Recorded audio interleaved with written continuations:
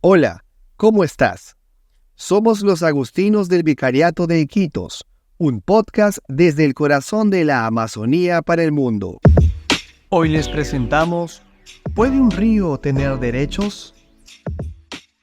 Por Padre Manolo Berjón y Padre Miguel Ángel Cadenas Carbo. Para contestar esta pregunta, comenzaremos por hacer un repaso somero del movimiento de derechos humanos. En 1948 se proclamó la Declaración Universal de los Derechos Humanos. En el trasfondo aparece la idea cristiana de dignidad humana.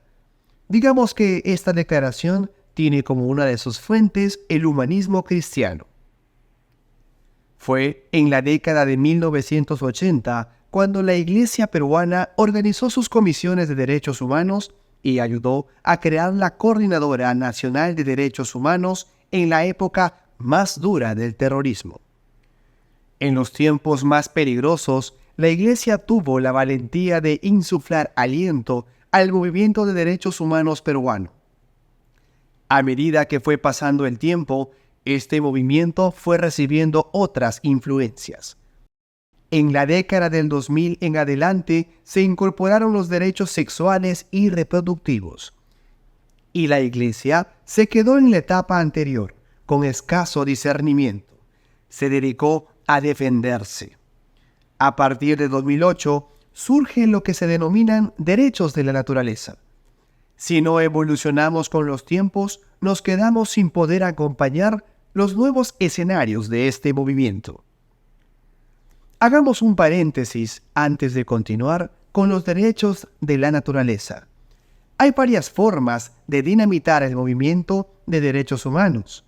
Una puede ser considerarlos como una cojudez. Esta torpe interpretación está en contra de la dignidad humana, una de las fuentes de la que beben los derechos humanos. Otra forma es como quien oye llover, no hacer caso.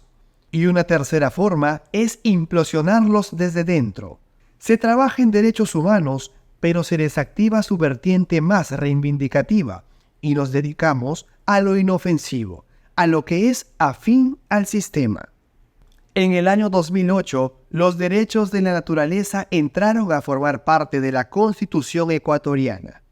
En el 2010, los bolivianos elaboran una Ley Nacional de los Derechos de la Naturaleza.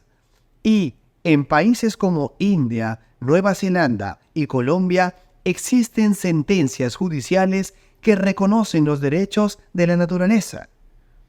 El documento final del Sínodo Amazónico en el 2019 nombra los derechos de la naturaleza en sus números 74 y 84. En Perú está en cartera la elaboración de una ley nacional sobre los derechos de la madre tierra. Todo indica que esta década que se avecina será la explosión de estos derechos. Pero, ¿puede tener derechos la naturaleza? ¿No es una contradicción? ¿Por qué son importantes?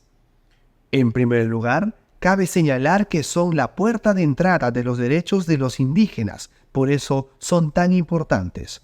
Pero vayamos por partes. El derecho es una construcción occidental. Por tanto, los derechos de la naturaleza recogen el marco estatal. Es una concesión al Estado por parte de quienes abogan por ellos. Ya tenemos la primera parte. La segunda parte, de la naturaleza. Muchos idiomas indígenas no tienen un término genérico para referirse a naturaleza. Sí tienen términos para río, árbol, plantas, pero no un término genérico que los englobe a todos.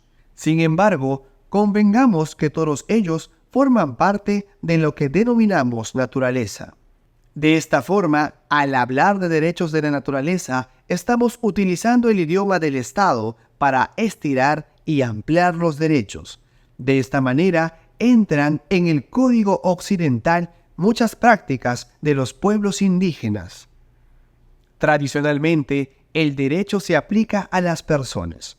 Por tanto, la naturaleza no tendría derechos. En cambio, al hablar de derechos de la naturaleza, reconocemos que el derecho, idioma del Estado, es ampliado más allá de la persona occidental. Consiste en estirar el derecho para reconocer que la naturaleza también es sujeta del mismo. Por tanto, la naturaleza no solo es naturaleza en términos occidentales, sino que se produce un exceso para poder reconocer lo que los indígenas piensan de la misma. Como un ejemplo, un río para los occidentales es una corriente de agua que desemboca en otro río o en el mar. Con esta definición de río no se pueden reconocer derechos a la naturaleza. Pero si un río es un ser vivo que se mueve y que en su interior habitan seres como el yacuruna, entonces un río es algo más que naturaleza, es persona. De hecho, para los indígenas, un río tiene cabecera, boca, brazos, ojos. Reconocer los derechos de la naturaleza conlleva que el término naturaleza se ha ampliado, se ha estirado. Esto nos permite proteger a un río de la avaricia rapaz de algunos. En estos tiempos es importante defender la naturaleza porque el apetito voraz de algunas empresas les hace incapaces de respetar nada. El Papa Francisco habla de una avaricia de siglos en la Amazonía, querida Amazonía número 13.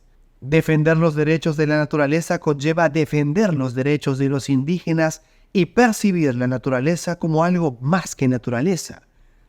Esta no es únicamente importante por lo que nos da agua, comida, medicinas. La importancia de la naturaleza permanece en sí misma. Los demás seres de la naturaleza, criaturas de Dios, también merecen que su vida sea respetada. Por supuesto, nos podemos servir de la misma para sostener nuestra vida, pero no hay derecho a malograr la naturaleza. La especie humana se ha convertido en un depredador enfurecido. Miren la cantidad de plástico que navega ahora por nuestros ríos. Plástico que, en primer lugar, malogra la vida de nuestros peces, pero, por si fuera poco, termina en nuestros platos. Acompañar el movimiento de derechos humanos y a los pueblos indígenas implica dar la bienvenida a los derechos de la naturaleza. Ojalá pronto el río Marañón y otros ríos adquieran estos derechos para verlos libres de la avaricia de unos pocos que, sin importarles la vida, hablan de un desarrollo, que lo conciben como depredador y tiene como único objetivo su propio bolsillo. Extractivismo en estado puro. Nos vemos en el siguiente podcast de los agustinos del Vicariato de Iquitos.